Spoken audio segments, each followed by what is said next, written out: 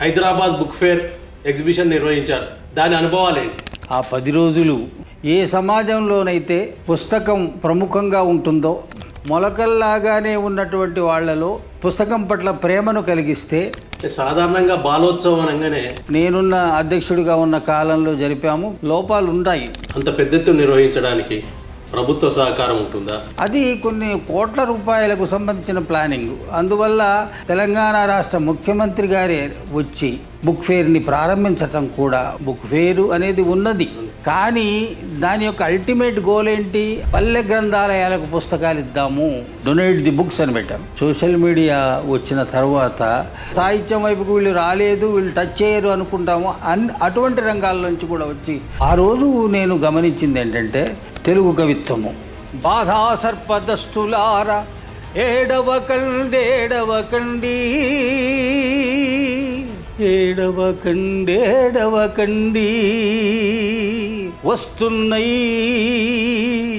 వస్తున్నాయి జగన్నాథ రథ చక్రాలు వస్తున్నాయి. తినగవేము తీయగా ఉంటుంది, అనగనగా రాగము అతిశయిలుతుంటాయి. చాలామంది అంటారు, ఎవరు చదువుతున్నట్లేదు, లైకులు కూడా లేవు కదా, కామెంట్ కూడా పెట్టారంటే, కవిత్వం దానికి వాహకంగా ఉన్నది అనే ఒక భరోసాని కల్పించాలనేది. రొట్టమాకు రేవులు అవార్డులు ఇస్తున్నారు పేరిట. కొద్దిగా ఎమోషనల్ విషయమే ఇది. ఉన్న ఊరు కన్న తల్లి ఒక్క రూపన్న రీతి అన్నట్టుగా రొట్టమాకు రేవు ఈజ్ అక్టోబర్లో మా నాన్నగారు చనిపోయారు 2010లో. The moment how she got me నాకు తెలియదు. ఇవాళైతే గడిచింది, రేపేమిటి? ఇంటికి వెళ్ళి రూపాయి తెచ్చుకునే పరిస్థితి లేదు. నువ్వేమన్నా తెస్తావా? ఉద్యోగాల్లో స్థిరపడడానికి నిజానికి ఒక యుద్ధమే. సాధనమున పనులు సమకూరు ధరలోన, ఇది కూడా ఒక పాయింట్, నాకు నచ్చే point.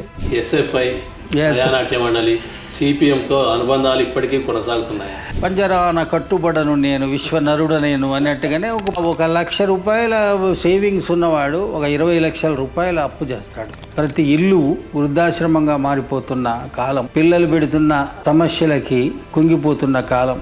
Last before year they have selected me. Welcome real talk with AK.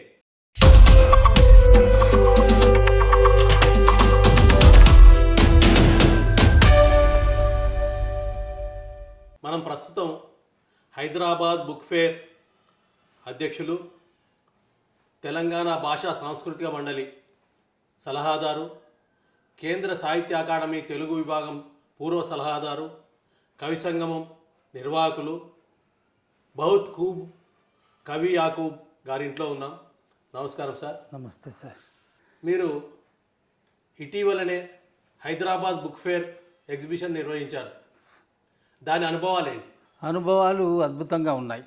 ముందుగా చెప్పవలసింది, ఆ 10 రోజులు కొన్ని లక్షల మంది పుస్తకాల దగ్గరికి రావడం ఒక జాతరలా సాగింది. జాతరలాగా. తర్వాత దాంట్లో ప్రముఖంగా చెప్పుకోవాల్సింది యువతరం ఎక్కువగా రావడం.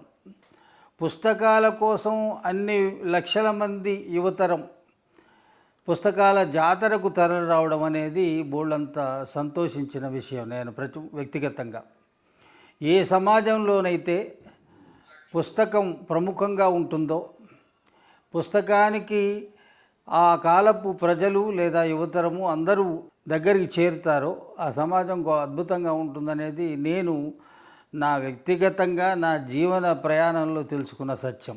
అందువల్ల ఆ 10 రోజులు జరిగినటువంటి బుక్ ఫెయిరు అది కేవలం నేను అధ్యక్షుడిగా చేసిన పని అని అనుకోను. వ్యక్తిగతంగా నేను ఎప్పటి నుంచో కలగంటున్నటువంటి ఒక విషయం నా కళ్ళ ముందే సాకారం అవుతుండటం కూడా నేను సంతోషించిన విషయము.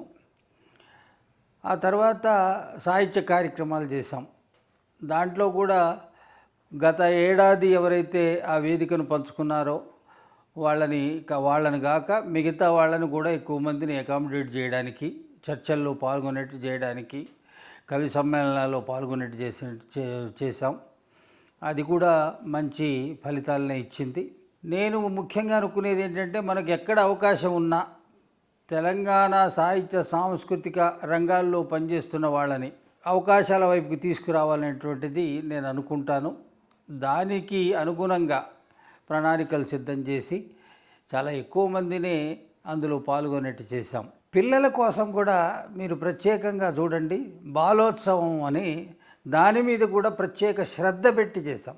ప్రత్యేక శ్రద్ధ అని ఎందుకంటున్నానంటే పిల్లలలో ఆ జ్ఞానతృష్ణని పుస్తకాల మధ్యలో వాళ్ళని రప్పించి ఆ జ్ఞానతృష్ణ వైపుకి తీసుకురావడం అనేటువంటిది ఒక పని చేయాలి, చాలా నిష్టగా చేయాలి. అది నిష్టగా చేస్తే ఏంటంటే మొలకల్లాగానే ఉన్నటువంటి వాళ్ళలో ఆ పుస్తకం పట్ల ప్రేమను కలిగిస్తే భవిష్యత్తు కాలాల్లో వాళ్ళు పుస్తకాలకు రాయబారులుగా మారుతారు, లేదా పుస్తకాల వైపుకి మళ్ళుతారు, పుస్తకం పట్ల ఇష్టం పెంచుకుంటారు. అందువల్ల కార్యక్రమాలను ఏదో మొక్కుబడిగా చేసాం, బాలోత్సవ పిల్లల్ని చేసాం, కార్యక్రమాలు ఇవి చేసామని కాకుండా దాన్ని జాగ్రత్తగా ప్లాన్ చేసుకొని చేస్తే మంచి రిజల్ట్స్ వస్తాయనేటువంటి ఒక ప్రణాళికతో భావనతో అది కూడా చేసాం. బాలోత్సవంలో కూడా లెక్కకు మించిన పిల్లలు అనేక స్కూళ్ళ నుంచి కాలేజీల నుంచి రావడము, దాంట్లో పాల్గొనడం చేశారు. అదొక మంచి అనుభవం. అంటే సాధారణంగా బాలోత్సవం అనగానే బాలల సినిమాలు చూపించే ఉత్సవాలు జరుగుతుంటాయి ప్రతి సంవత్సరం. అవును, దానికి కూడా వేలాది మంది వస్తుంటారు. అవును, వేదకుమార్ లాంటి వాళ్ళు దాని నిర్వాహకులుగా చేస్తున్నారు. ఇది పుస్తకం. అవును, అది సినిమా అంటే ఎవరైనా ఆకర్షితులు కావచ్చు, పుస్తకాల వైపు ఆకర్షితులు కావడానికి కొంత తేడా ఉంటుంది చాలా. అవును, దీన్ని మీరు విజయవంతంగా నిర్వహించగలిగారు. అవును సార్, ఇది మనందరి బాధ్యత. అవకాశం నాకు ఇది 2 ఏళ్ల టెన్యూరు బుక్ ఫేర్కి కమిటీ, ఎన్నుకోబడిన కమిటీ 2 సంవత్సరాలు పనిచేస్తుంది. ఆ తర్వాత కాలంలో కమిటీ మారుతుంది. అంతకుముందు ఉన్న పాత వాళ్ళు కూడా కొనసాగవచ్చు, లేకపోతే కొనసాగకపోవచ్చు. కానీ 2 ఏళ్ళు వచ్చిన అవకాశాన్ని జాగ్రత్తగా దాన్ని వినియోగించాలని కమిటీ సభ్యులతో చర్చించుకోవడం, వాళ్ళ సహకారము, మొత్తం అనుకున్న ప్రకారంగా దాన్ని ముందుకు తీసుకుపోవటం. గత ఏడాది మొన్నటి డిసెంబరు 2 సంవత్సరాలు నేనున్న అధ్యక్షుడిగా ఉన్న కాలంలో జరిపాము. కొంత తృప్తిగానే ఉంది. కొన్ని ఇంకా లోపాలు ఉన్నాయి, గమనించిన లోపాలు ఉన్నాయి. అవి రాబోయే కాలాల్లో వాటిని కూడా సరిదిద్దుకొని ఒకటే పాయింట్, పుస్తకం ద్వారా సమాజాన్ని ఎంతో కొంత ప్రభావితం చేయాలి. మనం తెలంగాణ ఏర్పడిన తర్వాత ఈ తెలంగాణలో ఒక జ్ఞాన తెలంగాణ వైపుకి అడుగులు వేసేటట్టుగా బలంగా మా కమిటీ పనిచేయాలని అనుకున్నది. అటువంటి క్రమంలో బుక్ ఫేరు మీరు కూడా రావడము, మీరు కూడా వేదిక పంచుకోవడము కూడా సంతోషము. ఇవన్నీ కూడా మంచి పులకించేటువంటి జ్ఞాపకాలు ఉన్నాయి దాంతో. సో వర్క్ చేస్తున్నప్పుడు బోల్డని సమస్యలు కూడా వస్తాయి, రకరకాల పద్ధతుల్లో లోపాలు మనకు ఎదురవుతాయి. అవన్నిటిని కూడా అధిగమించి చేయగలిగేటువంటి పనులు చేయాలి. పుస్తకము అనేటువంటిది ఇక అందరినీ ఇన్వాల్వ్ చేసుకోగలగాలి. అంత పెద్ద ఎత్తున నిర్వహించడానికి ప్రభుత్వ సహకారం ఉంటుందా, లేదా ప్రైవేట్ సహకారం ఉంటుందా? ప్రధానంగా ప్రభుత్వ సహకారమే. ఏదైతే ఆ 10 రోజులు జరిగేటువంటి ఆ గ్రౌండు దాన్ని ఉచితంగా ఇవ్వడం, దాంతోపాటు ప్రభుత్వానికి సంబంధించినటువంటి శాఖలు ఉంటాయి కదా, ఆ శాఖలకు సంబంధించి కూడా వాళ్ళు కూడా స్పాన్సరింగ్ ఇవ్వడం, అది కొన్ని కోట్ల రూపాయలకు సంబంధించిన ప్లానింగ్. అందువల్ల ఎవరో ఒకరు స్పాన్సర్ చేస్తే అయ్యే పని కాదు. తర్వాత ప్రైవేటు సంస్థల నుంచి కూడా ఎంత మేరకు మనం రాగలవో, మనకు ఎవరినైతే వాళ్లకు అనుకూలము లేదా మన అవకాశం ఉందో వాళ్ళని కూడా అప్రోచ్ చేయం, వాళ్ళు కూడా కొంత చేశారు. మొత్తంగా 10 రోజులకు సంబంధించినటువంటి తర్వాత ఇంకొకటి చెప్పడం మర్చాను, ఈ స్టాల్స్ పెట్టుకునే వాళ్ళ దగ్గర నుంచి కూడా మనీ తీసుకుంటాం.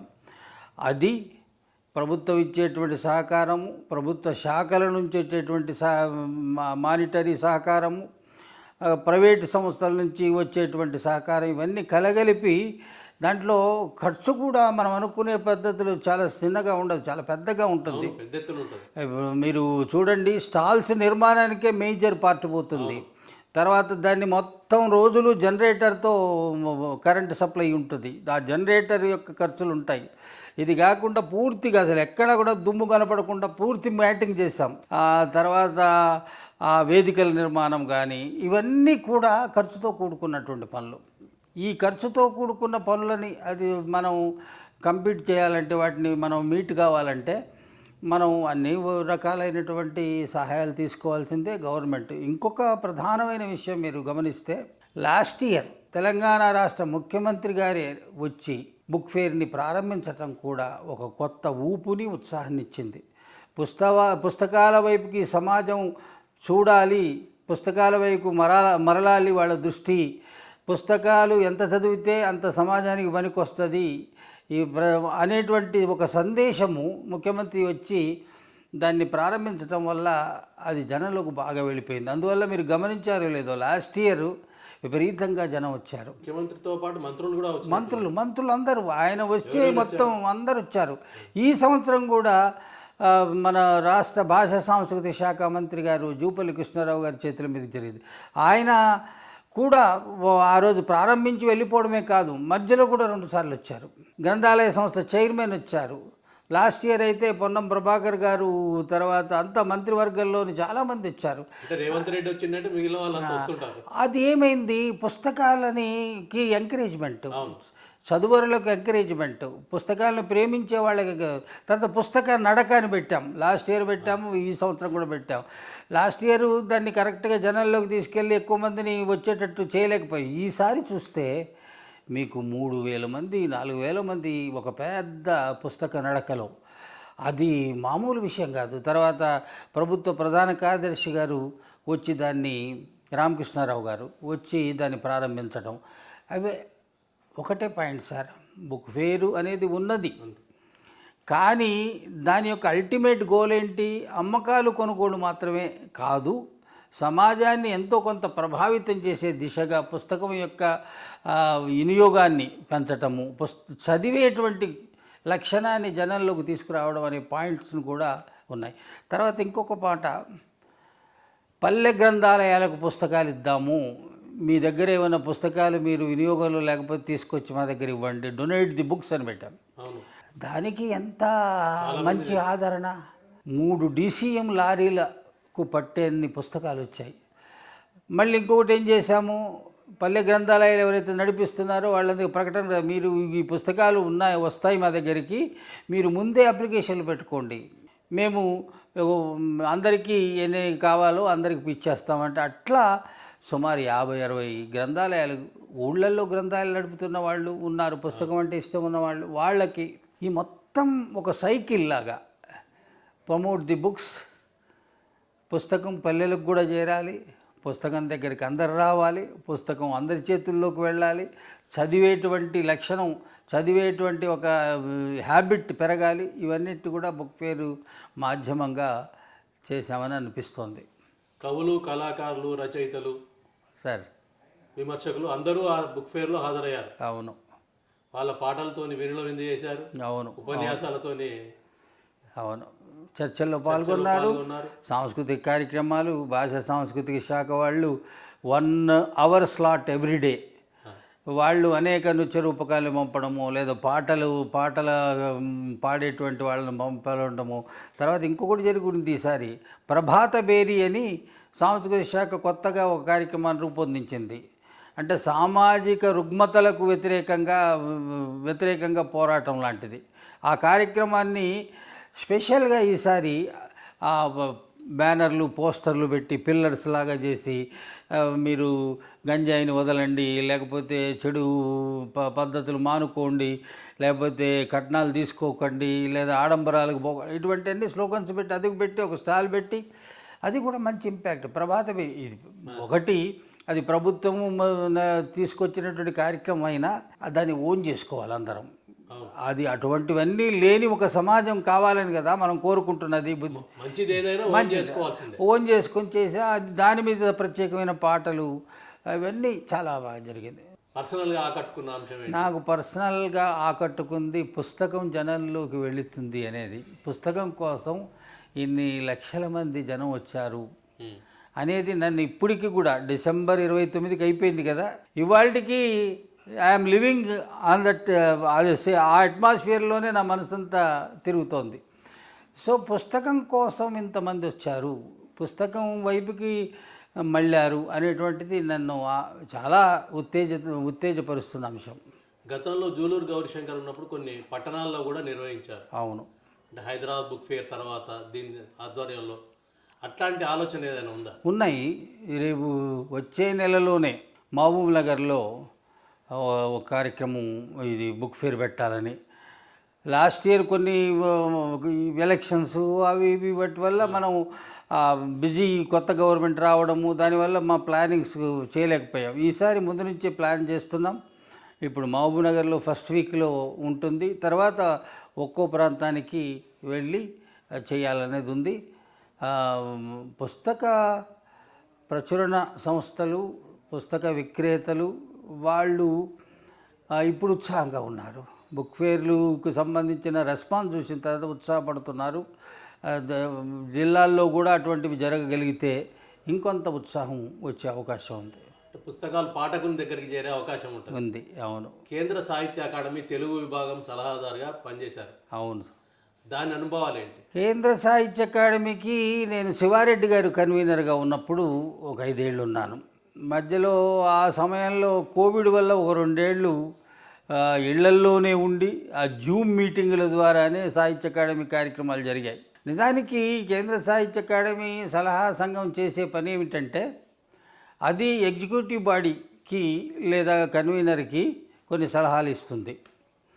మోనోగ్రాఫులకు సంబంధించిన విషయాలు కానీ, లేదు మన దగ్గర నుంచి ఎక్కడికైనా ఎవరి కవుల్ని కానీ రచయితలు కానీ పంపడం విషయంలో కానీ, లేదు కొంతమంది సాహిత్య అకాడమీ ఇచ్చేటువంటి ఫండ్తో విత్ రెసిడెన్సీ లాంటివి ఉంటాయి కదా, రెసిడెన్సీ ప్రోగ్రామ్ లాంటివి కానీ, తర్వాత రావలసినటువంటి ఇప్పుడు తెలంగాణ సాహిత్య చరిత్ర ఉందనుకోండి, ఆ సాహిత్య చరిత్ర లాంటివి ప్రచురించడం విషయం కానీ, దానికి ఎవరితో రాయిస్తే బాగుంటుంది, ఎవరెవరు ఉంటే బాగుంటుంది, ఇటువంటివన్నీ సలహాలు సంవత్సరానికి ఒకసారి మీటింగ్స్ జరుగుతాయి. అప్పుడు మనం ముందే మన మనసులో ఉన్నటువంటివి విషయాలను తీసుకెళ్ళి ఆ మీటింగ్లో చెప్తాం. చెప్పిన తర్వాత దాన్ని మొత్తం ఎగ్జిక్యూటివ్ బాడీ కన్వీనర్ కలిసి ఆయా సందర్భాల్లో తీసుకోవాల్సినటువంటి వాళ్ళ నిర్ణయాలని వాళ్ళు ఒక్కొక్కటి సెంటర్తో, సెంటర్ అంటే సాహిత్య అకాడమీ మెయిన్ ఆఫీస్తో మాట్లాడుకొని చేస్తుంటారు. అట్లా చేసినప్పుడు మనం అప్పటి వరకు ఎక్కడ అవకాశం రాని వాళ్ళని, ఇప్పుడు కవి సంధి ఉంది లేదా కథా సంధి అని ఉంటాయి, ఇన్నేళ్లలో ఎవరెవరు దానికి అర్హులైనా కూడా అవకాశం లేకుండా ఉన్నారు అనేది ఈ అడ్వైజరీ కమిటీకి సంబంధించిన డిస్కషన్లో బయటకు వస్తాయి. అట్లా కొన్ని సలహాలు ఇవ్వడాలు ఉన్నాయి. తర్వాత మన వాళ్ళు సార్ ఒకటేసారి నేను గమనించింది, నేను 2000 సంవత్సరం నుంచి వేరే రాష్ట్రాలకు ఇన్విటేషన్స్ మీద వెళ్ళడం ప్రారంభించాను. నాకు మొట్టమొదటిసారి వేరే రాష్ట్రాల్లో ఉన్న సాహిత్య కార్యక్రమాల్లోకి వెళ్ళి పాల్గొనే అవకాశం కేంద్ర సాహిత్య అకాడమీ వల్లనే వచ్చింది. నాకు ఇంకా జ్ఞాపకం. అలా వెళ్ళినప్పుడు నాకు కలిగిన అనుభవం ఒకటి ఉన్నది. అక్కడ అప్పటి వరకు ఎక్కడో పత్రికల్లో చూసిన పేర్లు లేదా ఎక్కడో టీవీలో కనపడేటువంటి సాహిత్యవేత్తలు అక్కడ కనపడతారు. వాళ్ళతో ఇంటరాక్ట్ అయ్యేటువంటి అవకాశం, నేను అయ్యప్ప ఫణిక్కర్ గారిని, సచ్చిదానందన్ గారిని, ఇటువంటి వాళ్ళని కలిసింది అటువంటి సందర్భాల్లోనే. అంటే ఏమిటి, నువ్వు నీకున్నటువంటి నీ ప్రాంతంలో ఉంటావు, నీ భాషా సాహిత్యాల సందర్భాల్లో కలిసి ఉంటావు, కానీ నీకు బయట ఏం జరుగుతుందో తెలుసుకునే అవకాశం ఉండదు. నీకున్నప్పుడు మీడియం ఏమిటి, కేవలం పుస్తకాలు చదువుతావు, వీళ్ళని కలవాలను. నాకు ఇష్టమైన ఆయన బెంగాలీ నవలాకారుడు, ఆయన్ని కూడా కలుసుకున్నాను. తర్వాత అస్సాంకు సంబంధించిన మమంగ్ దాయి, ఆవిని కలుసుకున్నాను. భూపేన్ హజారికని కలుసుకున్నాను. అంటే సాహిత్య అకాడమీకి సంబంధించిన కార్యక్రమాల్లో ఎవరికైనా ఒక అవకాశం బయటికి వెళ్ళగలిగితే, ఇతను ఆ రకమైనటువంటి ఏమంటారు ఎక్స్పోజర్ కావాలనేటువంటి తృష్ణతో ఉంటే ఏరుకోవడానికి 100 ముత్యాలు 100 వజ్రాలు లాంటి మనుషులు రచయితలు ఉంటారు. అటువంటిది నాకు కలిగింది. అప్పుడు నేను సలహాదారుడిగా ఉన్నప్పుడు ఎవరికైనా అన్నప్పుడు వీళ్ళు ఫలానా వాళ్ళు ఇక్కడి నుంచి వెళ్ళగలిగితే వాళ్ళు అక్కడ ఉన్నటువంటి విషయాలు చూసి ఇక్కడ తన సృజనలో కానీ లేకపోతే ఇక్కడ చేస్తుండే కార్యక్రమాల్లో కానీ కొద్ది మెరుగైనటువంటి అంశాలని చేయగలరు అన్నప్పుడు ఫలానా వాళ్ళని పంపిస్తే బాగుంటుంది అని అట్లా సజెస్ట్ చేసిన సందర్భాలు ఉన్నాయి. ఏ రాష్ట్ర పర్యటన మీకు బాగా ఆసక్తి కలిగించింది? నాకు ఇప్పటికీ కేరళ, ఆ, ఆ కేరళకి వెళ్ళినప్పుడు మరో ప్రపంచంలో ఉన్నట్టుగా అనిపిస్తుంది. The way they receive the people, the way they conduct the meetings, అది సహజంగా ఇన్బిల్ట్గా ఆ సాహిత్య వాతావరణం, ఆ సాహిత్యం అనేది వాళ్ళ శరీరాల్లో ఒక ఇంకిపోయిందని అనిపిస్తుంది, ఆ అంబియన్స్ అనేటువంటిది. ఆ తర్వాత నేను కర్ణాటకలో కూడా కొంత అది చూశాను. ఇది నాకు కేరళలో ఏంటంటే, కాలికట్టు అంటే కేంద్ర సాహిత్య అకాడమీ ఆహ్వానం మేరకు వెళ్ళిన మాత్రమే కాదు, ఆ మిగతా వేరే ప్రైవేట్ అంటే వేరే వాళ్ళు చేసే లిటరీ ఫెస్ట్లకు కూడా వెళ్ళాను. ఆయా సందర్భాల్లో వెళ్ళినప్పుడు తుంచన్ పరంబు అని, అది మెమోరియల్ ట్రస్ట్ వాళ్ళు పిలిచినప్పుడు అవన్నీ చూసినప్పుడు గమనింపులు ఎక్కువ ఉంటాయి నాకు. నేను చిన్నప్పటి నుంచి స్టూడెంట్ డేస్ నుంచి స్టూడెంట్ ఆర్గనైజేషన్స్తో వచ్చిన వాడిని, తర్వాత లిటరేచర్లోకి వచ్చిన వాడిని. కాబట్టి నాకు గమనింపు ఎక్కువ ఉంటాయి. నా గమనింపులు ప్రత్యేకంగా ఉంటాయి. How they are conducting, how they have designed the dais, how they are ఒక్కొక్కరిని ఎట్లా అనేది అన్నీ గమనింపులోకి వచ్చి కొంత ప్రయత్నం ఇక్కడికి వచ్చిన తర్వాత నేను కవి సంగమం అని నేను ఒక 15 ఏళ్ల క్రితం మొదలుపెట్టింది అన్నప్పుడు, ఆ చిన్న without taking any help from anybody, సొంత నేను నా వైఫ్ ఇద్దరము సాహిత్యకారులమే కాబట్టి, ఉద్యోగాలు చేస్తున్న కాలం కాబట్టి కొంత మాకు వచ్చినటువంటి దాంట్లోంచి కొంత పొదుపు చేసుకొని, వైఫ్ పేరు చెప్పండి. శిలాలలిత గారు, శిలాలలిత నా సహచరి, కొంత పొదుపు చేసుకొని 2012లో ఆగస్టు 15వ తారీఖు నాడు మొట్టమొదటి కవి సంగమం పోయిటరీ ఫెస్టివల్, దానికి పేరు కూడా ఘనంగా అటువంటి చూసి వచ్చాం కాబట్టి, కవి సంగమం సభ లేకపోతే కవి సంగమం వార్షికోత్సవం, కవి సంగమం ఇవేమి కాకుండా కవి సంగమం పోయిటరీ ఫెస్టివల్ అని పెట్టి ఇఫ్లూలో కొత్తగా రాస్తున్న పిల్లలు ఎక్కడెక్కడి నుంచో, ఎన్ని మనం అనుకుంటాము వీడు కేవలం తెలుగు లిటరేచర్ చదువుకున్న వాళ్ళే కవిత్వం రాస్తారు, లేకపోతే ఉపాధ్యాయులుగా ఉన్నవాళ్ళే రాస్తారు, లేకపోతే జర్నలిస్టులుగానే ఉన్నవాళ్ళే రాస్తారు. అలా కాకుండా సోషల్ మీడియా వచ్చిన తర్వాత అనేక రంగాల నుంచి, లేబర్ పనిలో ఉన్నవాళ్ళు, వాచ్మెన్లుగా ఉన్నవాళ్ళు, మెకానికులు, గృహిణులు, ఇక మీరు ఏ రంగం అయితే మనం దీన్ని సాహిత్యం వైపుకు వీళ్ళు రాలేదు, వీళ్ళు టచ్ చేయరు అనుకుంటామో అటువంటి రంగాల నుంచి కూడా వచ్చి సోషల్ మీడియా రాస్తున్న వాళ్ళని 2012లో ఆగస్టులో కవి సంగమం పోయిటరీ ఫెస్టివల్. మరి దానికి ఒక కొత్త, మన దగ్గర సాహిత్య సభలు అంటే మన దగ్గర ఉన్న పెద్దవాళ్ళని పిలుచుకొని ముఖ్య అతిథిని పెడతాం. అప్పుడు ఏం చేశాను, అంతకుముందే నాకు బయటికి వెళ్ళినప్పుడు పరిచయమైన బెంగాలీ కవి, మేజర్ పోయిట్ సుబోధ్ సర్కార్ని ఆహ్వానించాము. అతనికి మరి ఎట్లా, అతను రావాలి పోవాలి కదా, ఫ్లైట్ టికెట్లు ఎలా, ఎవరిని అడగదు, మన దగ్గర పొదుపు చేసుకున్న డబ్బులతో అతని రాకలు పోకలకు చందాం. అతన్ని ఎక్కడో పెద్ద హోటల్లో పెట్టాలి, అది కూడా వద్దు, ఆ ఇఫ్లూలోనే చిన్న గెస్ట్ హౌస్లో ఆయన అన్నీ ఒప్పించుకొని తీసుకొచ్చి ఆయన అట్లా పెట్టడం ద్వారా ఆ పోయిటరీ ఫెస్టివల్కి ఒక దాని నేచర్ పెరుగుద్ది, అది పెరుగుద్ది. రెండవది, మన కవులు ఒక బయట నుంచి వచ్చినటువంటి కవిని ఒక రోజంతా గడిపేటువంటి అవకాశం ఉంటుంది. అంటే మన ఏమంటారు, మన విజన్ను కొద్దిగా పరిధి విస్తరి. అది బి నరసింహారావు గారు, అప్పుడే అఫ్సరు అమెరికా నుంచి వచ్చాడు, అతను పాలపిట్ట, అప్పటికే కొత్త కవులను వేస్తుంది ఆ పాలపిట్ట.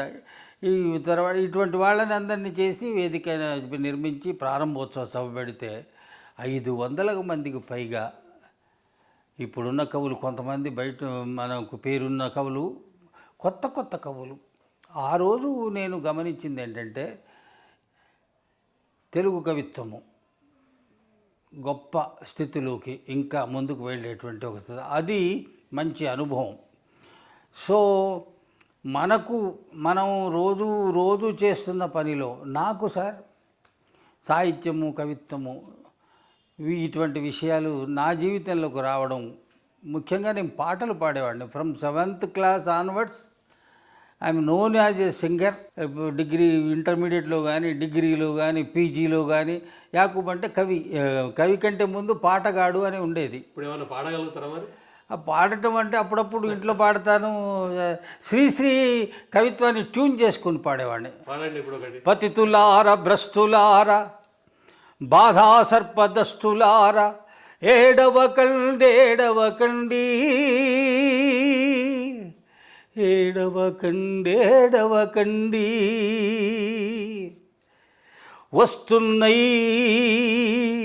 వస్తున్నాయి జగన్నాథ రథ చక్రాలు వస్తున్నాయి.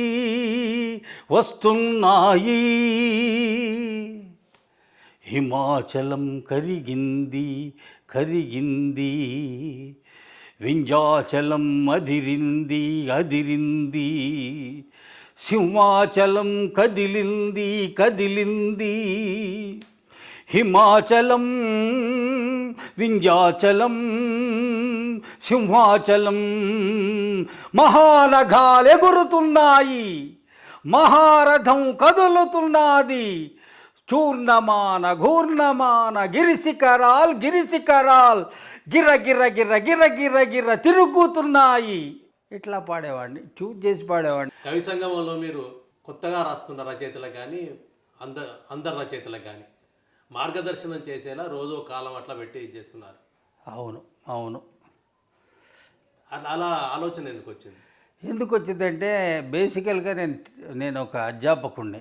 తినగ వేము తీయగా ఉంటుంది, అనగనగా రాగము అతిశయిలుతుండే. నీ దగ్గర తినడానికి వేము అయినా సరే అది రోజు తింటూ ఉంటే తీయగా అయిపోద్ది, అంటూ ఉంటే రాగం కూడా చాలా బ్రహ్మాండంగా మారుతుంది అనేది నమ్మేవాడిని. సాధనమున పనులు సమకూరు ధరలోన, ఇది కూడా ఒక పాయింట్, నాకు నచ్చే పాయింట్. మీకు మెటీరియల్ని మీ ముందు లేకుండా మీరు ఇట్లా రాయండి మెటీరియల్ మీ ముందు ఉండాలి. ఏది కవిత్వము ఏది కవిత్వం కాదు. అతన్ని కూర్చోబెట్టి గంటలు క్లాసులు చెప్పడం కంటే అతని దగ్గరికే ఇది బాబు, దీన్ని పోలిక అంటారు, దీన్ని ఉపమానము అంటారు, దీన్ని ఉపమేయం అంటారు, ఇది అర్ధోక్తి, ఇది స్వభావోక్తి, ఇది ఉత్ప్రేక్ష, సరే ఇటువంటి విషయాలు వస్తాయి. అసలు కవిత్వము, ప్రపంచ కవిత్వం ఎట్లా ఉంది? ఎవరో ఆక్టోవియో పాజ్ గురించి రాస్తారు ఒక కాలంలో, లేకపోతే ఎవరో కేదార్నాథ్ సింగ్ గురించి రాస్తారు ఆ కాలంలో. లేదు అసలు కవిత్వం ఇప్పటిదాకా ఎన్ని ఉద్యమాలు జరిగినాయి, ఎట్లా వచ్చిందని ఒకరు కాలంగా రాస్తూ ఉంటారు. ఒకరు హిందీ కవిత్వం ఎట్లుంది ఒకరు రాస్తారు. లేదు ఒకరు అనువాదాలు ఇట్లా ఉన్నాయని రాస్తారు. కవిత్వ తత్వం ఏంటో ఒకటి రాస్తారు. ఇవంతా మెటీరియల్. అవును. ఈ మెటీరియల్కి దీనికి రీడర్స్ దగ్గరకు ఉండాలి. రీడర్స్ మనం రోజు ఒక పుస్తకం కొనుక్కొచ్చిన తొలి రోజే గబగబా చదివేసి అక్కడ పెట్టాం. కొంతమంది అట్లా చదివి పెడతారు. కానీ కొంతమంది ఏం చేస్తాము, అవి తెచ్చుకొని పెట్టుకొని when ever you feel to read, ఆ రోజు నా పుస్తకం తీసుకొని ఇది వాళ్ళు చదవాలని పెట్టుకొని చదువుతాం. అంటే మీ ముందు ఒక మెటీరియల్ ఉంది, అది మీకు అవసరమైన సందర్భంలో, అనుకూలమైన సందర్భంలో చదువుకో. అసలు మనం కవిత్వం గురించి నేను చదువుకుంటున్న రోజుల్లో కానీ అసలు కవిత్వ తత్వానికి సంబంధించినటువంటి మెటీరియల్ ఎక్కడుంది అని, ఏదైనా పుస్తకం ఉందా అని వెతుక్కుంటూ ఉంటే, లేదా ఈ మనకు సిమిలి అంటే ఏమిటి, ఇవన్నీ లీనియేషన్ అంటే ఏమిటి, ఇటువంటి విషయాలు తెస్తుంటే ఎక్కడ ఒక దగ్గర లేదు. ఎక్కడో ఒక దగ్గర మన అదే సీతారాం పుస్తకం అదే పుట్టలో కొంత, ఇస్మాయిల్ గారు రాసిన దాంట్లో కొంత, ఎక్కడో మోహన్ ప్రసాద్ రాసిన దాంట్లో కొంత, ఇట్లా ఉండేది. చేరా గారు ఆయన కొంత పని చేశాడు. చేరా గారు ఏం చేశాడు, ఆ కవితను తీసుకొని చెబుతూ అనేక విషయాలు చేశారు. చేకూరు రామ. ఆ టైంలో నేను అనుకుంది, అసలు కవిత్వ తత్వం గురించి మాట్లాడేటువంటి ఒక ప్రారంభం కావాలి మనకు. ఆ మెటీరియల్ బుక్స్గా ఉండాలి. ఆ మెటీరియల్ సోషల్ మీడియా, ఎక్కడో బస్సులో, ఇప్పుడు మన అందమైన మన డిఓపి లాంటి వాళ్ళు ఎక్కడో బస్సులో పోతుంటారు, అతని దగ్గర సెల్ ఉన్నది, వెళ్తూ చూస్తాడు, ఏదో ఒకటి చూస్తూ ఉంటాడు. చివరికి ఇది కూడా దొరుకుతుంది, కనపడుతుంది, ఇదేందో ఉంది అని ఇంట్రెస్ట్ కలుగుతుందేమో ఆ పేరా చదివిన తర్వాత. ఆ చదివిన తర్వాత ఇంకో పేరాలోకి వెళ్తాడు. ఏదో ఒక విధంగా మనం మెటీరియల్ని ఆ కవిత్వ ప్రేమికుల దగ్గరికి పంపాలి. అట్లా అయినప్పుడు చాలా విషయాలు, ముందు మన నారాయణ శర్మ, నవడూరు మూర్తి గారు, వాడి వీరభద్రుడు, రాజారాం తూముచెర్ల ఇటువంటి వాళ్ళందరినీ తీసుకొచ్చి రోజుకొక కాలం. లక్ష్మీనరసయ్య గారు, ఇప్పుడు లక్ష్మీనరసయ్య గారు 400 వారాలకు పైగా రాస్తూనే ఉన్నారు. ఆయన కవిత్వం చర్చనీయాంశాలే. ఇదంతా చాలామంది అంటారు ఎవరు చదువుతున్నట్లేదు, లైకులు కూడా లేవు కదా, కామెంట్ కూడా పెట్టారంటే, చదివే వాళ్ళం అందరం మనం ఫేస్బుక్లో ఎన్ని చూడడం లేదు, అన్నిటికీ లైకులు కొడుతున్నామా, కామెంట్ రాస్తున్నామా? రాయం కదా, చదువుతాము, సరే పోతూ ఉంటాం. సో లైకులు కామెంట్ల విషయం పక్కన పెట్టండి. అక్కడ కవి సంఘంలోకి వెళ్తే కాలమ్స్ ఉన్నాయి, అక్కడ చదువుకోవచ్చు అనే భావనను కల్పిస్తే వాళ్లకు అవకాశం ఉన్న టైంలో వాళ్ళు చదువుతారని. కవిత్వానికి సంబంధించి కొన్ని వేల పేజీల మెటీరియల్ని ఈ 15 ఏళ్ల కాలంలో కవి సంగమము సమకూర్చిపెట్టింది. కొన్ని వీలైనవి వాటిని పబ్లిష్ చేశాము. రాబోయే కాలాల్లో ఆర్థిక వనరులతో సమస్య, కొన్ని తర్వాత కాలాల్లో ఎక్కడైనా సమకూరితే మిగతా మెటీరియల్ కూడా. బొల్లోజు బాబా కవిత్వ భాష అనేటువంటి దాంట్లో రాసిన కాలమే. పరేష్ దోషి సినిమా పాటల్లో ఉన్న కవిత్వం ఎట్లా ఉంది రాస్తే అదొక పుస్తకం. వాహెద్ ఉర్దూ కవిత్వ నజరానా అని అతను, దాంట్లో ఉర్దూ కవిత్వ నజరానా రాసే కాలంలోనే కొన్ని 2 సంవత్సరాలు మగ్దుమ్ మొయిద్దీన్ గురించే రాశాడు అతను. నేను అతనికి కాలము ఇస్తున్నప్పుడు మగ్దుమ్ గురించి నువ్వు ఎంత మేజర్గా రాస్తే అంత మేజర్గా రాయి, నేను గాలిబ్ గురించి రాస్తాను, ఇక్బల్ గురించి రాస్తాను, ఫైజ్ గురించి రాస్తాను, నువ్వేమైనా మగ్దుమ్ ఇచ్చినప్పుడు. ఇక్కడ అతను ఒక మగ్దుమ్ మొయిద్దీన్ అంటే హైదరాబాద్కి షాయిరే తెలంగాణ. అప్పుడు అతను ఏం చేశాడు, మగ్దుమ్ మీద ఇప్పటి వరకు వచ్చినటువంటి మెటీరియల్ ఎంతైతే ఉన్నదో, అతను ఉర్దూ బాగా చదువుకున్నాడు. ఉర్దూలో వచ్చినది, ఇంగ్లీష్లో వచ్చింది, హిందీలో వచ్చింది, ఇక్కడ తెలుగులో వచ్చింది. గజ్జల మల్లారెడ్డి గారు చాలా మటుకు ఆయన మగ్దుమ్కు సంబంధించిన కొంత వర్క్ చేశాడు. పదవే గీతమ్మ, పదవే నా ప్రాణమ్మ. కౌముది గారని ఖమ్మంలో ఉన్న ఆయన కొంత మగ్దుమ్ గురించి ఇవన్నిటిని మేళవించి దగ్గరికి చేసి, మేజర్గా మగ్దుమ్ ఏంటి, అసలు అతని మూర్తిమత్వం ఏంటి చెప్పమంటే, అతను పెద్ద ఒక 500 పేజీల పుస్తకం, అంత మెటీరియల్ వచ్చింది. అప్పుడు దండం పెట్టి పబ్లిషర్స్ దగ్గరికి వెళ్ళి, నవ తెలంగాణ వాళ్ళు ఇది మగ్దుమ్ మొయిద్దీన్ వేయండి అంటే వాళ్ళు వేశారు. అది అట్లా కవి సంగమము కాలమ్స్లో. ఫైజ్ గురించి కూడా అతనే, అది కూడా ఒక పుస్తకం వేశాం. నారాయణ శర్మ రాసినవి ఒక 4-5 పుస్తకాల మెటీరియల్, దాంట్లో కొంత తీసి ఈనాటి కవిత అని వేశాం.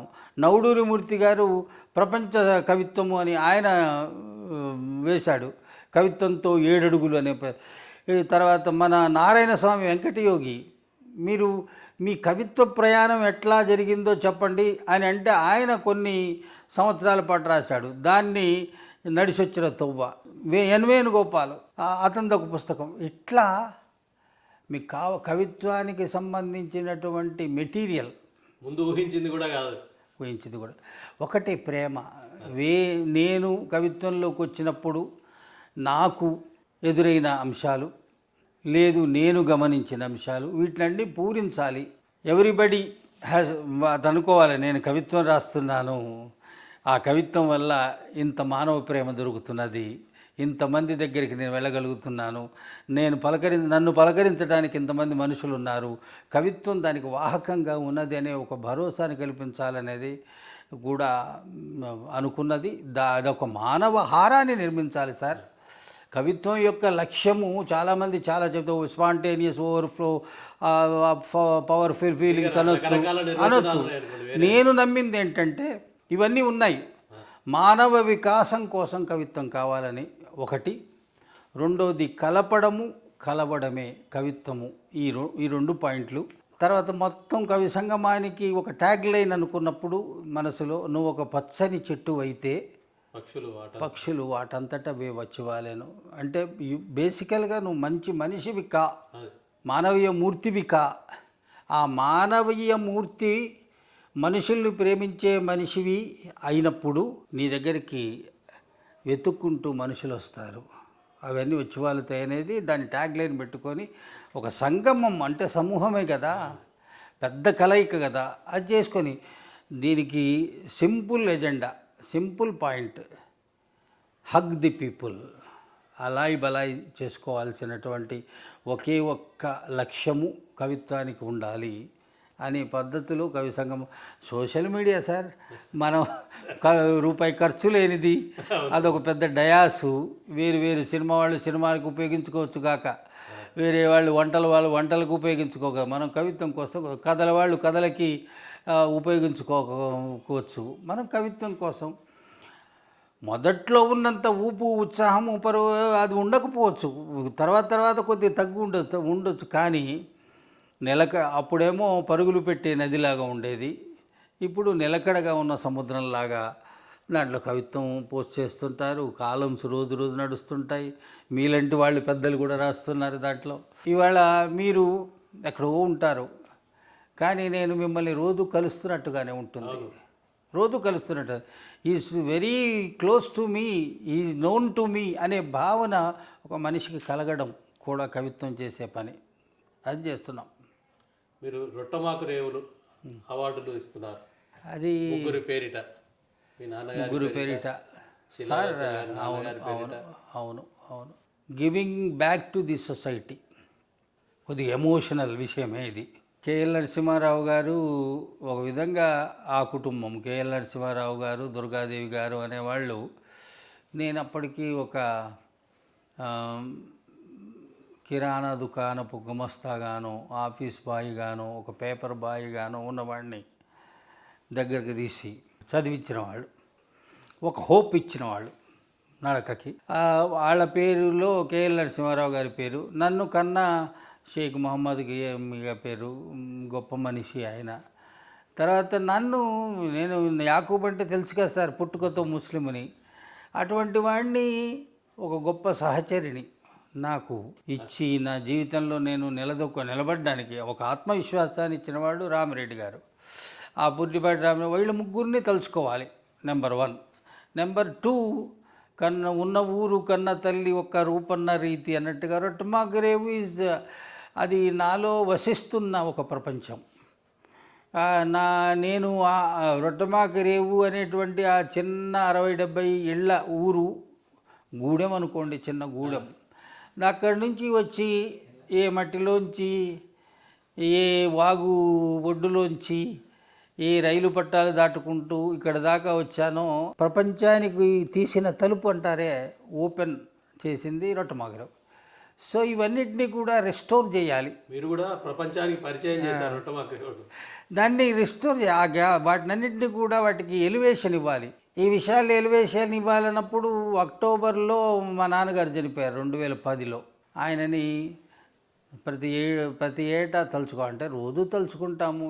ఇంట్లో ఫోటోల్లో ఉన్నారు వాళ్ళు. అట్లా వాళ్ళ పేరిట రొట్టమాకు award.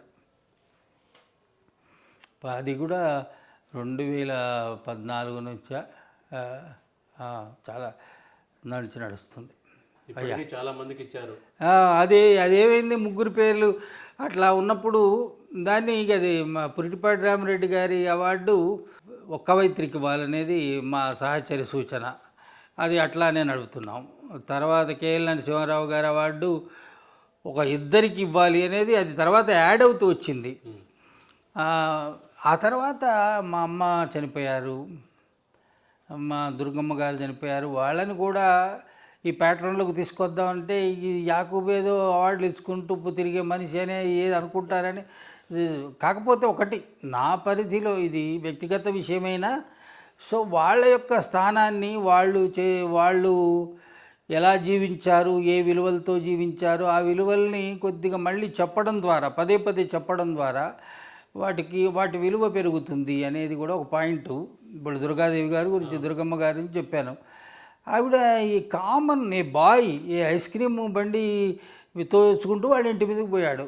The moment how she got me నాకు తెలియదు. అరే పాటలు పాడతావట, ఏదిరా ఒక పాట పాడనే అనే ఆ మూమెంట్, ఒక ఏదో అంటారు దివ్య రూప ఏదో అంటారు కదా, ఆ క్షణం.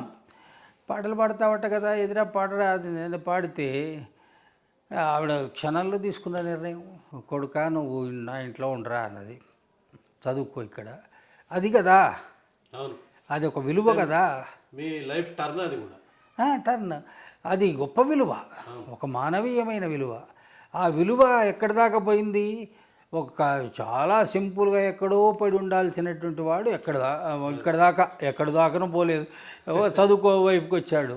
అది వాటినన్నింటినీ కూడా మనం పదే పదే స్మరించుకోవడము, వాటిని ప్రపంచానికి తెలియజెప్పడం ద్వారా something I want to achieve, మృగ్యమైపోతున్న విలువలని గుర్తు చేయటము అనేది పాయింట్.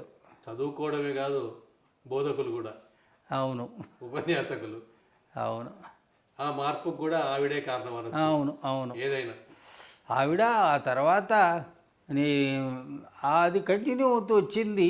మళ్ళీ ఎంఏ అయిపోయిన తర్వాత మళ్ళీ ఒక బ్రేక్ పడింది.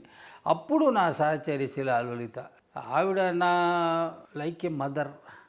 ఎంఏలో ఆ దుర్గాదేవి గారి పార్ట్ అట్లా ఉంటే మళ్ళీ ఎంఏలో మళ్ళీ సంధి దశ. ఆ సంధి దశలో ఒక సపోర్ట్ హ్యాండ్ లాగా వచ్చారు శిలాలలిత, నా సహచరి. ఎంఏ అయిపోయింది, మళ్ళీ తెలుగు పండిట్ ట్రైనింగ్ చేశాను. తెలుగు పండిట్ నేను స్టూడెంట్ ఆర్గనైజేషన్లో కొద్దిగా ముందు ఉండేవాడిని కదా, ఎస్ఎఫ్ఐలో ఉండేవాడిని. అట్లా ఉండటము, తర్వాత ఒక టాలెంట్, ఇన్బిల్ట్ టాలెంట్, పాటలు పాడటము, శ్రీశ్రీని వీటిని రిథమాటిక్గా పాడడం, నారాయణ రెడ్డి గారి వందే మాతర గీతం వరస మారుతున్న, మొత్తంగా అంటే ఆమె పాటల వల్ల అట్రాక్ట్ చేయబడేవాళ్ళు జనం. ఆ దశలో శిలాలలిత గారు ఆ తర్వాత తెలుగు పండిట్ ట్రైనింగ్, ఎంఫిల్ కలిసి చేశాం. తంది కూడా డిస్టర్బ్డ్ బ్యాక్గ్రౌండ్. ఆ డిస్టర్బ్డ్ బ్యాక్గ్రౌండ్ తెలిసినటువంటి నేను ఆ తర్వాత జీవితాంతం ఈ సాహచర్యం అవసరము అని అనుకున్నప్పుడు మా దుర్గమ్మ గారు లాంటి వాళ్ళు, దుర్గాదేవి గారు, దుర్గమ్మ గారి సలహాలు ఇవన్నీ తీసుకొని వీ గాట్ మ్యారీడ్. ఆవిడ కవయిత్రి కావడం, నేను కవిత్వం వైపుకి రావడం, ఎంఫిల్ అంటే ఎంఏ నుంచే మొదలైంది. పాటలు సెకండరీ అవుతూ వచ్చాయి, కవిత్వం వైపుకి వచ్చాయి. దానికి కూడా కారణం ఖమ్మం మిత్రులు, అఫ్సర్ ఉపసేను, సీతారాము, వంశీకృష్ణ, వీళ్ళు ఉండేవాళ్ళు. వాళ్ళు కవిత్వము, సాహిత్య చర్చలు అవి కొద్దిగా అటువైపు వెళ్ళి ఉంటాయి. స్టూడెంట్ ఆర్గనైజేషన్స్ కూడా నేను ఉండటము, ఆ స్టూడెంట్ దశ కూడా అవుతుండడము, కొంతకాలం ప్రజానాట్య మండలి వైపు కూడా పనిచేయడము. ఓవరాల్గా జరిగింది ఏమిటంటే, నాకున్నటువంటి, నేను పాటగాడిగా ముందుకు పోవాలనుకొని మనసులో ఉండేది. సంగీత వాయిద్యాల పట్ల బాగా ఇష్టం ఉండేది. డోలక్కు లాంటివి ప్రాక్టీస్ చేసేవాడిని. కంజర బ్రహ్మాండంగా, అప్పటికే నేను వన్ ఆఫ్ ది బెస్ట్ కంజర వాయిస్ లాగా పాటలు పాడుకుంటూ ఉండేవాడిని. అట్లా ఆ రోజుల్లో ఉన్న మిత్రులు ఇప్పటికీ మర్చిపోలేరు. యాకూబ్ అంటే పాటగాడు, పాడేవాడని చెప్తారు. ఆ దశ నుంచి పరిస్థితి ఏమిటి? ఇవాళైతే గడిచింది, రేపేమిటి? ఇంటికి వెళ్ళి రూపాయి తెచ్చుకునే పరిస్థితి లేదు. నువ్వేమన్నా తెస్తావా అనే పద్ధతిలో ఉండే కుటుంబం, చూసే కుటుంబం. అటువంటి సమయంలో నేను ఏదే రంగాల్లో అయితే ఉందామనుకున్నానో అటువైపు పోలేకపోయాను. ఇక అల్టిమేట్గా ఏంటి? ఎంఏ చేసావు, తెలుగు పండిట్ ట్రైనింగ్ చేసావు, ఎంఫిల్ చేసావు, ఏదో కాలేజీలో చేరు, ఎంతో కొంత సంపాదించుకో, నీ పొట్టకి ఉంటుంది. ఆవిడ కూడా కలవడం వల్ల ఆవిడ, నేను ఉన్న బాధ్యతలు, మళ్ళీ ఇంటికి ఏదో కొంత సపోర్ట్ చేయడం లాంటిది ఉండటం వల్ల పాట కొంత పోయింది. చిన్న చిన్న క్రమంగా పోయింది.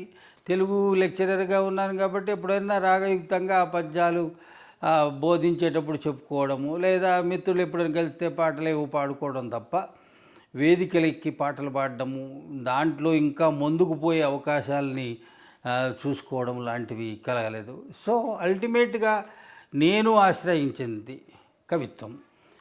రాస్తూ ఉండేవాడిని. ఎంఫిల్ కాలంలోనే చేకూరి రామారావు గారు నాది ఆంధ్రజ్యోతిలో వచ్చిన కవితని ఒకటి తీసుకొని బౌత్ ఖూబ్ యాకూబ్ అని ఆయన శీర్షికతో రాశాడు. దట్ ఎలివేటెడ్ మీ. ఒక ఏ కవి సమూహాల మధ్యన, పాఠకుల మధ్యన యాకూబ్ అనే ఒక కవి ఉన్నాడు అనేది బాగా దగ్గరికి వచ్చింది. అప్పుడు ఇంకొద్ది బాధ్యత ఫీల్ అయ్యాను. ఇక రాయడం అనేది ఏదో అల్లటప్పగా రాయడం కాదు, శ్రద్ధతో, చదువుతో, అధ్యయనంతో కవిత్వము కవిత్వం ఏది కాదు అనేది ఒక మనము ఎడిటింగ్ ముందే చేసుకొని అట్లా పత్రికల్లో, అప్పుడున్న అన్ని పత్రికల్లోనూ మొదటి పుస్తకము 92లో ప్రవహించే జ్ఞాపకం వేశాం. వేసేసరికి దాని మీద మంచి మంచి రివ్యూలు. వేగుంట మోహన్ ప్రసాద్ ఒక పత్రికలో రివ్యూ, తర్వాత కేవి రమణారెడ్డి గారు ఒక పత్రికలో, అద్దెపల్లి రామ్మోహన్ రావు గారు, ఇట్లా అప్పటికే మహామహులంతా రాసేసరికి ఆ చేకూరి రామారావు గారు రాసిన చేరాతలు, తర్వాత ఈ రివ్యూలు. సో ప్రవహించే జ్ఞాపకంతో నేను కవిగా నా ప్రత్యేక ముద్రను ప్రవాహం పాయింది. అదే కాలాల్లో ప్రారంభమైన వాళ్ళు వర్తమానం సుధాకరు, ఏళ్ళూరు సుధాకరు, జూకంటి జగన్నాథం గారు, దర్భశయనము, మేమంతా ఆల్మోస్ట్ 1-2 సంవత్సరాల కాలంలోనే కవిత్వ రంగంలోకి వచ్చిన వాళ్ళం. అట్లా కవిత్వము నా ప్రియారిటీగా మారింది. ఉద్యోగాల్లో స్థిరపడడానికి నిజానికి ఒక యుద్ధమే. మేము చదువుకున్నది ఎంఏలు పూర్తయింది 87, ఎంఫిల్ పూర్తయింది 90. 87 నుంచే తీసుకుంటే ఒక పర్మనెంట్గా ఒక 7 కాలం అప్పుడు ఉద్యోగాలు బ్యాను. ఎంచుకున్న రంగమేమో అధ్యాపక వృత్తిలోనే ఉండాలని, ఇంకా వేరేది వైపుకు దృష్టి పెట్టలేదు. 96లో నాకు ఆ ఎయిడెడ్ పోస్ట్ వచ్చింది. అంటే ఒక 10 ఏళ్ల పాటు జీవిక కోసం స్ట్రగుల్. 10,000 రూపాయలకి 1,200కి కాలేజీలో చెప్పుకోవడం, తను ఒక 1000 రూపాయలకి ఉద్యోగం చేసుకోవడం, పిల్లల్ని పెంచుకోవడం, తర్వాత నా మీద ఆధారపడిన నా అన్నదమ్ములు కుటుంబాలు వాళ్ళని చూసుకోవడం, ఇదంతా జరిగింది.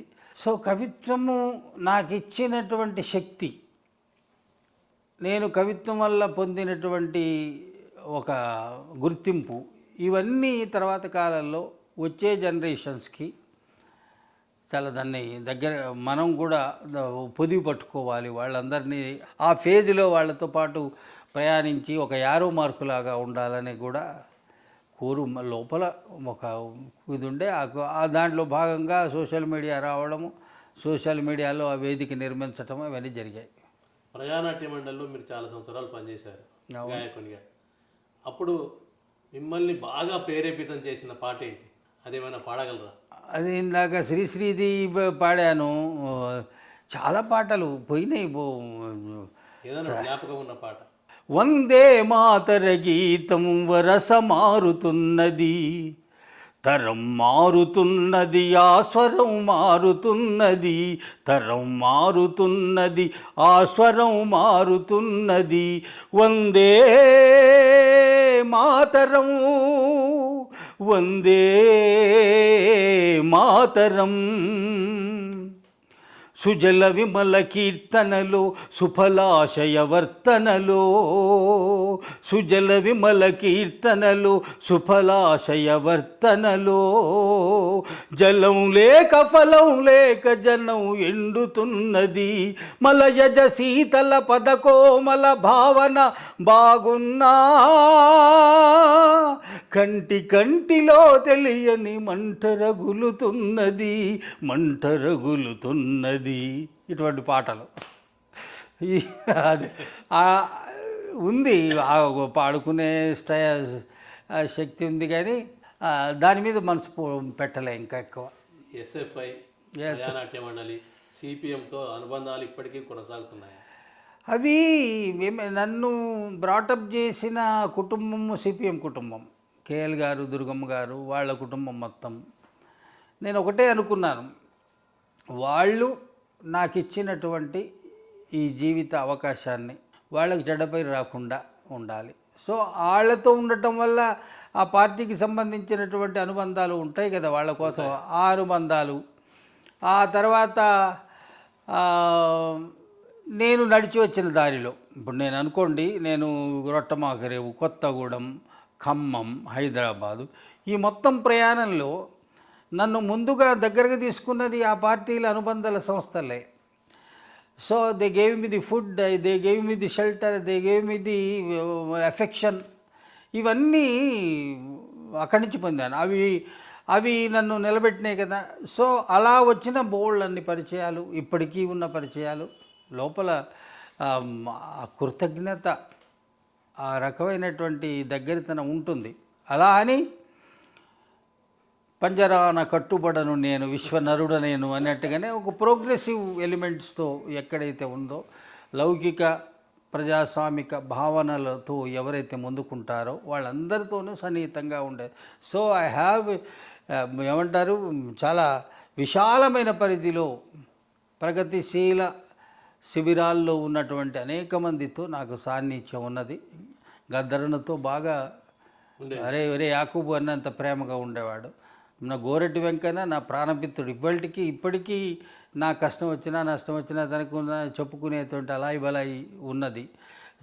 మన జయరాజు, సుద్దాల, ఇటువంటి వాళ్ళందరితోటి, మొన్న అందశ్రీ అన్న, ఇటువంటి అందరితోటి ఒక దగ్గర సాన్నిహిత్యాలు. అంటే వీళ్ళు ఆ తర్వాత కాలంలో రకరకాల భావజాలాల్లో ఉండొచ్చు కానీ నిలబడాల్సిన చోట, కలబడాల్సిన చోట, పిడికిలు బిగించాల్సిన చోట ప్రగతిశీల భావ పరంపరలో కొనసాగుతున్నవాడిని. ఇప్పటికి ఎన్ని పుస్తకాలు వేశారు? వాటి కవితా సంపుటాలు 6 వచ్చాయి సార్. ప్రవహించే జ్ఞాపకము, సరిహద్దు రేఖ, ఎడతెగని ప్రయాణము, నదీమూలం లాంటి ఐళ్ళు, తీగల చింత, మనుషులు రా మనుషులు. అవన్నీ కలిసి మనుషులు రా మనుషులు నేను ఉద్యోగ విరమణ తర్వాత మళ్ళీ దాన్ని ఒక మొత్తం పుస్తకంగా వేశాను 5 సంపుటాలతో. ఆ తర్వాత మనుషులు రా మనుషులు అనేది దాంట్లోకి రాలేదు, అదొకటి వచ్చింది. అది కాకుండా నేను కవిత్వము ఈ ప్రాక్టీసెస్లో ఉన్నప్పుడు ఈ ఫేస్బుక్లో మీరు ఇందాకన్నారే కవిత్వం అంటే ఏమిటి, దానికి సంబంధించిన అసలు తత్వం ఏంటి అందరికీ ఒక అప్పుడప్పుడే కవిత్వంలోకి వస్తుంది తెలియాలని ఒక సృజనానుభవం అని ఒకటి కాలంలాగా కొన్నాళ్ళు రాశాను. అదంతా కలిపి సృజనానుభవం. తర్వాత నేను ఎంఫిల్ తెలుగు సాహిత్య విమర్శలో రాచమల్లు రామచంద్రారెడ్డి రారా మీద చేశాను. అది కొద్దిగా అటు ఇటు కొద్దిగా మళ్ళీ ఎడిట్ చేసుకొని అదొక పుస్తకం వేశాను. అది 2-3 ప్రింట్లు వచ్చింది. ఆ తర్వాత పిహెచ్డి కోసం సాహిత్య విమర్శలో ఆధునిక ధోరణిలో అని చేశాను. అది పుస్తకంగా వచ్చింది. అది కూడా 3-4 ప్రింట్లు. తర్వాత సాహిత్య విమర్శ ఆధునిక ధోరణిలో చేస్తున్నప్పుడే తెలంగాణ సాహిత్య విమర్శ గురించి ఒక అధ్యాయం ఉండే. దానికి కొంత మార్పులు చేర్పులు చేసి దాన్ని ఒక ప్రత్యేకంగా మళ్ళీ చిన్న పుస్తకంగా తెలంగాణ ఉద్యమ కాలంలో అది వేశాను. ఇవి సార్ పుస్తకాలు. ఇంగ్లీష్లోకి 2 అనువాదాలు వచ్చినాయి, 2 పుస్తకాలు వచ్చాయి. నా బతుకు కథ అని ఆ మధ్య ఒక సీరియల్గా ఫేస్బుక్లో రాయడం మొదలుపెట్టాను. మధ్యలో ఆగిపోయింది, మళ్ళీ రాయాలి. అదొకటి. ఇంకా రాయవలసినవి చాలా ఉన్నాయి. కొంత వ్యక్తిగతమైనటువంటి బద్ధకం ఒకటి ఉంటుంది. తర్వాత ప్రియారిటీలు మనం ప్రియారిటీల్లో ఎక్కడో అది రాయాలి. అది రాస్తే చాలా విషయాలు, ఇప్పుడు మీతో మాట్లాడుతున్న చాలా విషయాల్ని నేను రికార్డ్ చేయాలి. ఆ రికార్డ్ చేయడం ద్వారా ఒక పుస్తకంగా ఉంటే somebody will go through and take some note from my life. ఎక్కడో ఒక దగ్గర ఒక చిన్న మెత్తు ఉపయోగపడ్డ మన జీవితం యొక్క మొత్తం ఓవరాల్గా ఎన్ని పేజీల జీవితమో తెలియదు కానీ ఒక పదము, ఒక వాక్యము ఒక మనిషికి ఉపయోగపడితే చాలు. తెలంగాణ భాషా సాంస్కృతిక మండలి సభ్యునిగా కూడా మీరున్నారు. దాని అనుభవాలు ఏంటి? అది మొన్న మొదలైంది. అది ఇంకా ఇనీషియల్ స్టేజ్లో ఉంది. ఆ సాంస్కృతిక మండలి సలహాల్లో దాంట్లో ప్రభాత బేరిని మంత్రివర్యులు జూపల్లి కృష్ణారావు గారు దాన్ని డిజైన్ చేశారు. అందరినీ ఒక 25 మంది దాంట్లో కవులు, కళాకారులు ఉన్నారు. కోదండరామ్ గారిని దాన్ని ఇప్పటివరకైతే దాన్ని హెడ్ చేయమన్నారు. సుద్దాల, శోకితేజ, తర్వాత మేమందరం ఉన్నాం. అయితే దాంట్లో ఏంటంటే జూపల్లి కృష్ణారావు గారు అనడము మనం అందరం భావిస్తున్న విషయాలే. సామాజిక రుగ్మతలకు సంబంధించింది మనం కరెక్ట్ చేయకపోతే, దాన్ని మనం సమాజంలోకి చాలా జాగ్రత్తగా దాన్ని తీసుకోకపోతే రాబోయే కాలాల్లో చాలా ప్రమాదంలో పడేటువంటి అవకాశం ఉంది సమాజము అనేది పాయింట్. అంటే దాన్ని పూర్తిగా మారుస్తామని కాదు కానీ దాన్ని ఎంతో కొంత మనం కూడా ఇప్పుడు ఆడంబరాలు పోవడం అనేది ఒకటి ఉన్నది. నాకు అంటే విషయాలు అందరికీ తెలిసినవే. అతనికి మొత్తం కలిపితే అతని సేవింగ్స్లో 1,00,000 రూపాయలు ఉంటాయి. బిడ్డ పెళ్లి చేయాలనుకుంటాడు, లేకపోతే కొడుకు పెళ్లి చేయాలనుకుంటాడు. బిడ్డ పెళ్ళి అయితే కట్నం అని ఆ 1,00,000 రూపాయల సేవింగ్స్ ఉన్నవాడు ఒక 20 లక్షల రూపాయల అప్పు చేస్తాడు. ఆ ఆడంబరాలకు పోయి ఇంకేం చేస్తాడు, ఆ ఫంక్షన్ అవన్నీ కలిపి ఒక 25 లక్షలు. అంటే జీవితాన్ని తాకట్టు పెట్టుకోవడమే ఆడంబరాలకు పోయి. అదే కొడుకు అయితే అవతల వాళ్ళ దగ్గర నుంచి నువ్వు కట్టమి అని అది సమస్య. ఇదొకటి ఆడంబరాలకు వాళ్ళు పక్కింటోళ్ళు ఏమనుకుంటారు, వాళ్ళ బంధువులు ఏమనుకుంటారు అనుకునేటువంటిది.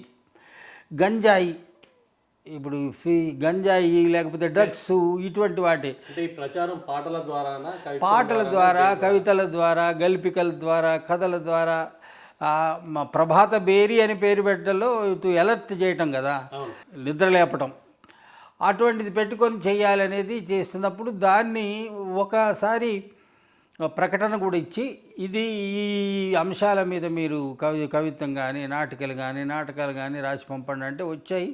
అది సాంస్కృతిక శాఖ వాళ్ళ దగ్గరికి కొంత మెటీరియల్ వచ్చింది. కానీ ఒక్కటి గవర్నమెంట్ ప్రోగ్రామ్గా తీసుకుందా, మేము సలహాదారులుగా ఉన్నామా, దానికి అది కాకుండా ప్రతి ఒక్కరి బాధ్యత, ప్రతి ఒక్కరి బాధ్యత.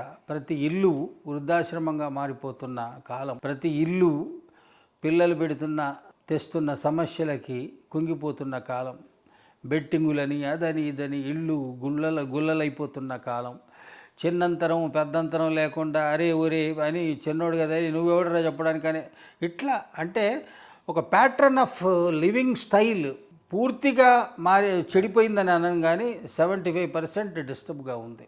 ఆ డిస్టర్బ్ అయినటువంటి దాన్ని ఎంతో కొంత పాజిటివ్లోకి తీసుకొచ్చి ఈ నెగిటివ్ ఫ్యాక్టర్స్ని ఎంత తగ్గించుకోగలిగితే అంత మంచి. సరే, ఇంకోటి చూడండి, నా మొత్తం చదువు ఖర్చు ఒకవేళ మీరు ఇంకెవరైనా లెక్క వేస్తే 4-5 వేలు మించి ఉండదు సార్. ఎక్కడి దాకా నేను చెప్తున్నది, PhD దాకా 4-5 వేలకు మించి ఉండదు. కానీ ఇవాళ ఎల్కేజీలో పిల్లాడిని పెట్టాలంటే 1,00,000 రూపాయలు, 3 లక్షలు. అంటే మనం ఎటుపోతున్నాము, ఎక్కడ ఈ మనీకి సంబంధించిన వాల్యూ. అంటే చదువుని సింప్లిఫై చేసి చదువుని ప్రభుత్వ స్కూళ్ళకి మనం పోవడానికి, అయ్యో మీ వాడు గవర్నమెంట్ స్కూల్ చదువుతున్నాడు, అయ్యో అట్టనా, ఏందది గట్ల చేసుకున్నారు, ఇది ఈ రకమైన పద్ధతి వచ్చింది. వీటన్నిటినీ కూడా అంటే ఆలోచన విధానమే మార్పు రావాలి. సో యూ అటాక్, లేకపోతే నువ్వు ఆ మానసికమైన ఆలోచన విధానంలోకి వెళ్ళి అక్కడ దొరబడి నువ్వు కన్విన్స్ చేయగలగాలి. ఆ కన్విన్స్ ఒక్కరితో చేస్తే నేనైతే మారుతా సార్, వాళ్ళు మారాలి కదా, వాళ్ళు రోజు దెప్పుతుంటారు సార్, వాళ్ళు చిన్న చూపు చూస్తున్నారు సార్. ఇప్పుడు మనం ఇంత చెప్పేవాళ్ళమే ఎక్కడో ఒక దగ్గర, ఒరే తమ్ముడు పెద్ద ఇల్లు కట్టుకున్నాడు కదా, వాళ్ళు ఇగో పక్కింటోడు మా మామ కొడుకు పెద్ద కారు కొనుక్కున్నాడు కదా, మనకే లేకపోయి అనుకుంటాం. ఇంత ఆలోచన అంటే మనమే అట్లా అనుకుంటున్నాము, కామన్ మ్యాన్. అది పరిస్థితి. దాన్ని మార్చడం కోసము ప్రభాత బేరీ అనే కార్యక్రమాన్ని సాంస్కృతిక శాఖ జూపల్లి కృష్ణారావు గారి నేతృత్వంలో ప్రభుత్వ డైరెక్షన్తో తీసుకుంది. దానికి సలహా మండలిలో వేసినప్పుడు ఇది కూడా ప్రజోపకరమైనటువంటి పని. దాంట్లో మనం ఇచ్చే సలహాలు కానీ, రేపు తీసుకుపోయే కార్యక్రమాల్లో కొంత ముందుండి చేయడానికి కానీ దాన్ని మద్దతు తెలుపుతూ దాంట్లో కొంత దూరాను. ప్రధానంగా ఏనుగు నరసింహారెడ్డి గారా? ఇప్పుడు అది భాషా సాంస్కృతిక శాఖ అంటే ఏనుగు నరసింహారెడ్డి గారు ఉంటాడు. కీ పార్ట్లోనే తెలంగాణ సాహిత్య అకాడమీ సంబంధించిన ఉంటుంది. మొత్తంగా దీని స్టీరింగ్ కమిటీలో అటు మన మంత్రి గారు ఉంటారు, బి నరసింహారావు గారు లాంటి పెద్దలు, కోదండరామ్ సారు ఉంటారు, ఎమ్మెల్సీ గారు, వాళ్ళందరూ ఆ డిజైనింగ్ ఆఫ్ ఇదిలో ఉన్నారు. అంటే మొత్తంగా అనేక సార్లు దీని మీద మీటింగ్స్ కూడా జరిగాయి. మీరు అనేక అవార్డులు పొందారు సార్. ఏ అవార్డు ఊహించని రీతిలో మిమ్మల్ని ఇన్స్పైర్ చేసింది? సార్, నేను నారాయణ రెడ్డి గారి అవార్డు తీసుకున్నాను, రావెళ్ళ వెంకటరామారావు గారి అవార్డు, ఫ్రీ వర్డ్స్ ఫ్రంట్. అందరూ కోరుకునే, అసలు మన జనరేషను ఇట్లా వచ్చేటప్పుడు ఫ్రీ వర్డ్స్ ఫ్రంట్ వచ్చిందా, అది వచ్చింది. అది ఇన్స్పైర్ చేసింది. నారాయణ రెడ్డి గారి సాహితీ గౌతమి అవార్డు కరీంనగర్ అది అందుకున్నాను. అట్లా సార్ ఒకటి పాట్నా నుంచి నయీ ధార అనే ఒక పత్రిక వస్తుంది సార్, నయీ ధార. వాళ్ళు ఏం చేస్తారంటే మొత్తం భారతీయ భాషల్లో ఉన్న కవిత్వాన్ని తీసుకొని వాళ్ళు అనువాదాలు చేయించి వాళ్ళు పబ్లిష్ చేస్తూ ఉంటారు. ఆ పబ్లిష్ చేసిన వాటిలోంచి ఒక సంవత్సరము ఒక ఇద్దరిని సెలెక్ట్ చేసుకొని వాళ్ళకి నయీ ధారా నేషనల్ అవార్డు అని పాట్నాలో ఇస్తారు, బీహార్. అది నేషనల్ అవార్డు. నా అనువాదాలు శాంతసుందరి గారు అప్పుడు చేసి దానికి పంపారు, దాంట్లో పబ్లిష్ అయినాయి. Last before year they have selected me. దానికోసం వెళ్ళడము ఒక 25,000 పైగా దానికి అవార్డు ఉంటుంది. అది కాకుండా the way they conducted the celebration, ఒక 2 రోజుల పాటు ఒక సాహిత్య సమారోహాలు జరుగుతూ ఉంటాయి. అట్లా అది అందుకున్నప్పుడు ఇంకా చాలా సంతోషపడ్డాను. సరే, ఇక్కడ ఫ్రీ వర్స్ ఫ్రంట్లు, తర్వాత Magdum Moiddin award city college అది అందుకున్నాను. మొత్తంగా ఇటువంటి అవార్డులు అంటే ఏమిటి సార్, మనం చేస్తున్న పనిని ఎక్కడో ఒక దగ్గర అక్కడక్కడ రండి కూర్చోండి కొద్దిసేపు, మీరు కొద్దిగా టీ తాగండి, ఆయన కొత్త శక్తితో ముందుకు పోండి అన్నట్టే కదా. Why we take the tea or something అంటే మనకి కొద్దిగా మళ్ళీ తర్వాత అవార్డు కూడా ఒక రికగ్నిషన్. అది అవార్డులు వచ్చాయి అని గొప్పగా చెప్పుకొని కాడగా అంటే నువ్వు ఆ అవార్డు ద్వారా నీవు రాసిన చేస్తున్న పనికి ఒక ఫోకస్ లైట్ పడడము. ఆ ఫోకస్ లైట్ పడిన తర్వాత ఓహో దీనికి అవార్డు వచ్చింది కదా, ఇది ఏమిటి అని అప్పటిదాకా దాని వైపుకు దృష్టి మరల్చని వాళ్ళు ఆ ఫోకస్ లైట్ పడగానే అటువైపు మళ్ళడము. సో ఆ పుస్తకం మళ్ళీ బతుకుతుంది. ఆ బతకడం అనే ప్రక్రియలోకి అవార్డు రావడం అనేటువంటిది కోరుకుంటాను. అట్లా ఇప్పటివరకు వచ్చిన అవార్డులు, ఆలూరు బైరాగి అవార్డు ఒకటి విజయవాడ కేంద్రంగా ఉన్నది, అది వచ్చినప్పుడు ఇస్మాయిల్ గారి అవార్డు, ఇటువంటివన్నీ కూడా నన్ను చాలా ఉత్సాహపరిచాయి సార్. చివరగా మీ కుటుంబ వివరాలు తెలిపండి. ఇందాకే చెప్పాను కదా, నా సహచరి శిలాలలిత గారు, ఆవిడ కూడా ప్రసిద్ధమైనటువంటి కవయిత్రి. ఆవిడ రీసెర్చ్ రంగంలో కవిత్వం మీద బాగా కృషి చేసిన వారు. ఆవిడ కూడా కవిత్వ పుస్తకాలు వచ్చాయి. నాకు 2 బాబులు. పెద్ద బాబు పేరు సందీప్, రెండవ బాబు పేరు సాయిర్ భారతి, సుబ్రహ్మణ్య భారతి అంటామే అట్లనే సాయిర్ భారతి. ఇద్దరికి పెళ్ళిళ్ళు అయ్యాయి. పెద్ద బాబుకి 2 బాబులు, చిన్న బాబుకి కూడా 2 బాబులు, 1 బాబు. సో 3 మనవళ్ళ తాతను నేను. ఇది నా కుటుంబం. యాకూబ్ గారు తన జీవితాన్ని, తన అనుభవాలను, తన ప్రపంచాన్ని, పుస్తక ప్రపంచాన్ని మనకు పరిచయం చేసినందుకు ధన్యవాదాలు సార్. ధన్యవాదాలు, థ్యాంక్ యూ. త్వరలో మీ ముందుకు మరో ప్రముఖంతో రానున్నాం. Real talk with AK.